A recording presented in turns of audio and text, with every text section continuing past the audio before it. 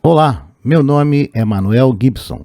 Bem-vindos à parte 8 de campos elétricos, magnéticos e eletromagnéticos. O que são, como se propagam, por onde se propagam. Estamos interessados no entendimento dos campos eletromagnéticos e aplicações. Para isso, veremos os seguintes assuntos neste vídeo: o campo potencial elétrico e faremos algumas considerações sobre os conceitos apresentados. Vamos começar com o campo potencial elétrico. Neste primeiro exemplo, vamos abordar os sistemas de proteção contra a descarga atmosférica. Os sistemas de proteção contra descargas atmosféricas, SPDA, são constituídos por um elemento captador da descarga atmosférica, o para-raios, um cabo condutor, o cabo de descida, e o sistema de aterramento, constituído por barras ou hastes condutoras interligadas. Ao receber uma descarga atmosférica, o cabo de descida desvia o pulso de corrente elétrica até o sistema de aterramento, dissipando essa energia e protegendo equipamentos, instalações vizinhas ou pessoas nas cercanias.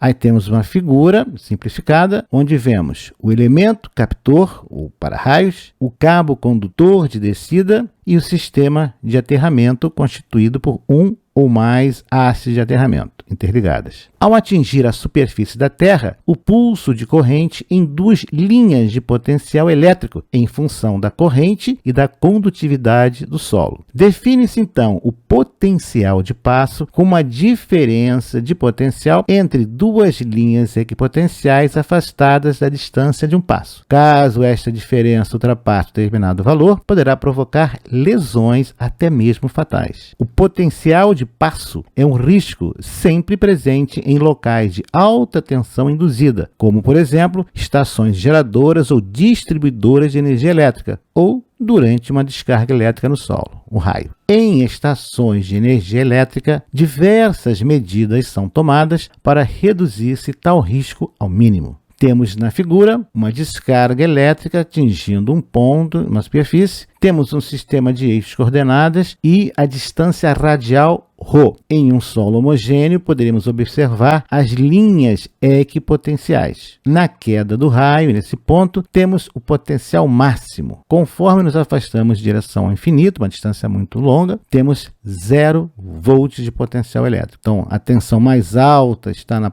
queda, no ponto de queda, e praticamente 0 uma distância afastada. Temos também o surgimento das linhas equipotenciais, apenas no caso de um solo homogêneo, raramente encontrado na prática. Queda do raio, potencial máximo. O potencial diminui com o aumento da distância radial. Conforme nos afastamos do ponto de queda, esse potencial diminui, até chegar no infinito, 0 volts. Vamos considerar a seguinte situação. Para um valor máximo de potencial de passo igual a 70 volts e um campo de potencial elétrica simétrico em relação ao eixo Z dado por tensão em volt em função da distância radial ρ igual a 50.000 dividido por ρ mais 1, onde o volt ρ é o potencial elétrico na distância ρ, expresso em volts. ρ é a distância radial do ponto de queda, que é o potencial máximo, até o ponto considerado em metro. Vamos então determinar o gradiente, a taxa de variação da tensão elétrica com a distância radial. O potencial no ponto de queda do raio em relação ao infinito, na prática uma distância muito afastada. O potencial nessa distância muito afastada, a distância da origem do impacto até o ponto ou a linha equipotencial, cujo potencial é 20 kV em relação ao infinito, ponto muito distante, potencial 0. Idem para 30 kV. A que distância estamos do ponto de impacto? Queremos também determinar a distância radial entre os pontos ou as linhas equipotenciais situados entre 10 kV e 9 kV. E também entre 9 kV e 8 kV.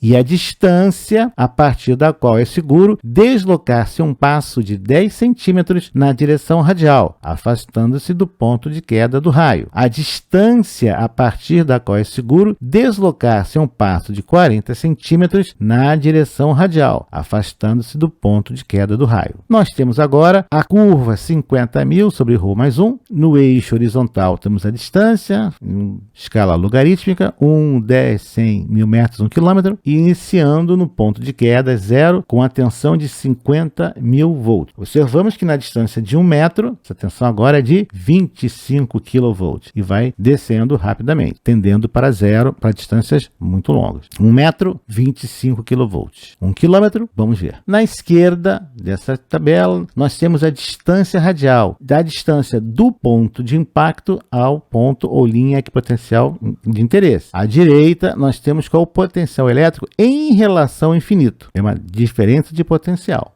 Em 0 volts, no ponto de queda, 50 kV. A 1 metro, 25 kV.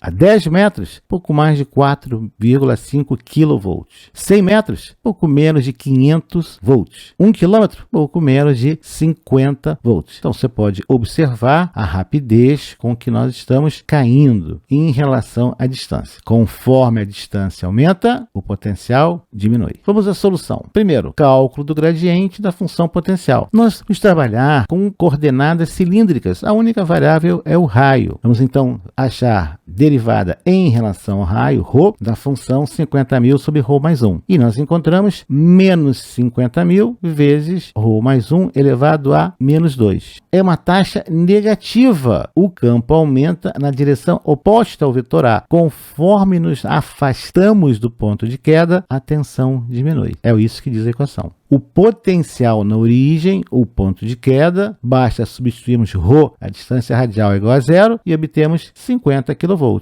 No ponto de queda, a tensão, o potencial elétrico é de 50 kV. No infinito, por definição, igual a 0. Se nós substituirmos ρ por infinito, o limite, 50.000 sobre infinito, o limite tende a 0. A distância para o qual o potencial é 20 kV, a diferença dessa ponto ou linha para o infinito. Fazemos U igual a 20.000, a equação, e encontramos que ρ igual a 1,5 metros. Basta substituir nessa equação U igual a 20.000 e achamos ρ. A distância do ponto de queda do raio para o potencial relativo de 20 kV é 1,5 metros. Nós estamos 1,5 metro afastados ou do ponto onde a linha de alta tensão está tocando o solo ou a queda do raio.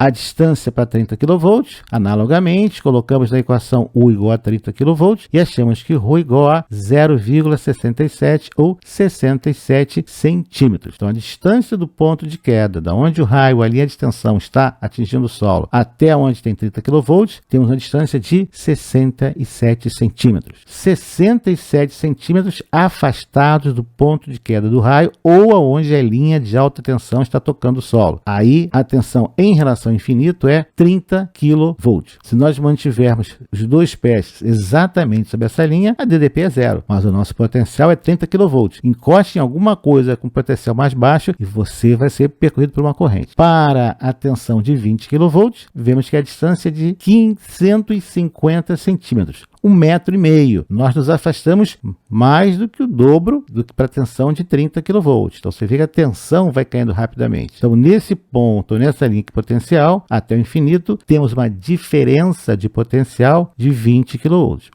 O potencial na linha, 20 kV. A diferença de potencial para um potencial zero, também 20 kV. A diferença entre 30 kV e 20 kV em distância, 83 centímetros. Nessa situação, quando nós caminhamos 83 centímetros, temos uma diferença de potencial, ou estamos submetidos a um potencial de 10 kV. 30.000 para 20.000 volts. Vamos agora calcular a distância radial entre os pontos cujos potenciais são 10 kV e 9 kV. Calculamos a distância para 10 kV, achamos 4 metros. Calculamos para 9 kV, encontramos 4,56 metros. A diferença é de 56 centímetros. Já para 10 kV, 9 kV, já calculamos para 9 kV, no exercício anterior, 4,56 metros. E agora, para 8 kV, nós temos que a distância radial é de 5,25 metros. Então, estamos calculando entre 9 kV e 8 kV. Vamos agora ver. 4 metros de distância, se o solo fosse homogêneo, teríamos esse círculo, essa linha equipotencial de 10 kV. 4,56 metros, 9 kV. A tensão está diminuindo. Para 5,25 metros, 8 kV. Observe que a diferença de potencial é sempre de 1 kV, mas as distâncias não são constantes. A 4 metros, nós temos 10 kV. A 4,56 metros, caiu para 9 kV. A 5,25 metros, 8 kV. Em ambos os casos, de uma linha para outra consecutiva, 1 kV. A distância agora de 4 metros para 10 kV para 9 kV, 56 centímetros. De 9 kV para 8 kV, 69 centímetros. A partir de que distância podemos dar um passo de 10 centímetros, um passo bem pequeno, né? E a DDP entre as linhas equipotenciais é menor ou igual a 70 volts. Então, vamos calcular a diferença de potencial entre dois pontos ou duas linhas equipotenciais. Essa é a posição inicial. Depois, vamos andar 10 centímetros mais 0,1, ρ mais 0,1 mais 1. Temos ρ mais 1,1. É a posição inicial mais 10 centímetros. E queremos que a diferença de potencial seja de 70 volts. Claro que 50.000 sobre ρ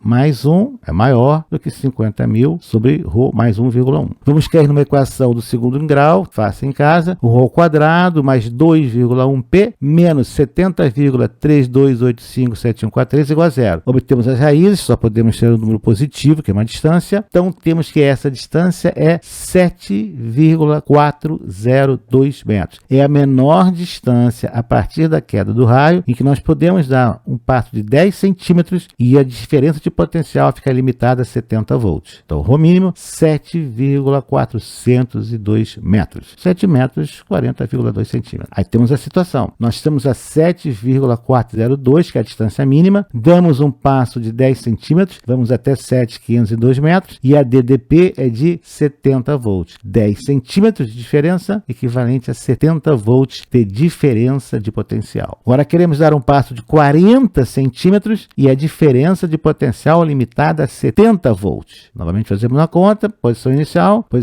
mais 40 centímetros, 70 volts é o potencial de passo. Resolvemos a equação do segundo grau, agora um pouco diferente, e temos que a distância mínima é de 7,254 metros. Então, a distância mínima, 7,254 metros. Aí está, distância mínima, 7,254 metros. Nós andamos agora 40 centímetros e vamos para a linha de 7,654 e a DDP máxima é de 70 volts. Conforme nos afastamos, diminui o potencial. Fazemos agora algumas considerações. Este é um modelo absolutamente teórico, considera o solo homogêneo, o que jamais acontece no mundo real. No entanto, ele nos dá uma tendência que comprova e reforça as recomendações práticas quando da queda de descargas elétricas ou mesmo rupturas de linhas de alta tensão atingindo o solo em nossa proximidade. Se você estiver dentro de um carro, não toque em absolutamente nada. Chame por socorro e mantenha-se calmo. O carro vai atuar com uma gaiola de Faraday, blindando, isolando os ocupantes de serem atingidos por tensões fatais, desde que não se toque em nada metálico. Se houver risco de incêndio ou caso a situação assim o exija, que você saia do carro, lembre-se do exercício que nós fizemos. Afaste-se do local do acidente, procurando aumentar a distância entre você e a linha de alta tensão caída no solo. Na situação mais prática, que a linha está continuamente alimentando o solo. O perigo é constante. No caso do raio, alguns milissegundos depois, o efeito acabou. Dê passos extremamente curtos, com os pés muito próximos. Não toque em nada, apenas afaste-se com passos bem curtos. Não existe uma distância segura. A situação mostrada no exercício é puramente teórica. Na prática, não são criados círculos equipotenciais. O solo não é homogêneo. Pode estar seco, parcialmente molhado, totalmente molhado. O solo varia. Pode ser uma calçada de cimento, concreto, uma rua asfaltada, pode ser terra, pode ser algum solo que plantado, varia. É impossível identificar-se a olho nu as linhas equipotenciais. Você não vai ver isso. A regra geral é afaste-se da linha em que caiu, né, da linha de alta tensão que está tocando o solo, em passos tão curtos quanto possível. Você encontrará instruções mais detalhadas junto ao seu corpo de bombeiros da sua cidade. Recomendo fortemente que você siga atentamente as recomendações do Corpo de Bombeiros. E no próximo vídeo, o que veremos? Aguarde e até lá! Obrigado por ter assistido a este vídeo, deixe o seu like, inscreva-se no canal, acione o sino e seja notificado dos novos lançamentos semanais.